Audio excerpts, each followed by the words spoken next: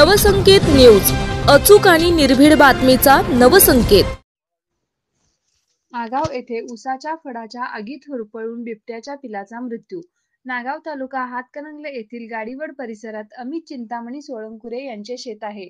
काल मंगळवारी त्यांनी आपल्या शेतातील आडसाली ऊस पेटवून तोड चालू केली होती। यावेळी उसाचा फड पेटवला असता शेतात लपून बसलेल्या बिबट्याने पळ ठोकल्याचे ऊसतोड मजुरांनी सांगितले। आज सकाळी शेतामध्ये शेतकरी गेले असता बिबट्याचे एक पिल्लू होरपळून मेल्याचे निदर्शनास आले। त्यांनी तात्काळ ही बातमी वन विभाग व शिरोली एमआयडीसी पोलिसांना कळवली। त्यानंतर वन विभाग व पशुवैद्यकीय टीम घटनास्थळी दाखल झाली। वन विभागाने पंचनामा केला असता ते बिबट्याचे पिल्लू असल्याचे सांगितले।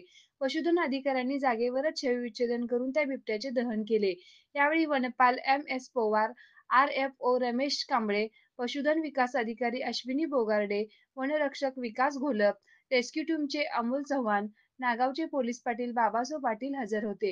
यावेळी वन अधिकाऱ्यांनी या परिसरातील 2 दिवस ड्रोनच्या सहाय्याने एक टीम कार्यरत ठेवून पाहणी करणार असल्याचे सांगितले। या पिलांच्या शोधात बिबट्या रात्री येण्याची शक्यता आहे, तसेच याची आणखीन पिले या परिसरात असण्याची शक्यता आहे। सध्या सर्वत्र ऊसतोड चालू आहे, त्यामुळे शेतकऱ्यांनी सावधानता बाळगावी असे आवाहन त्यांनी केले।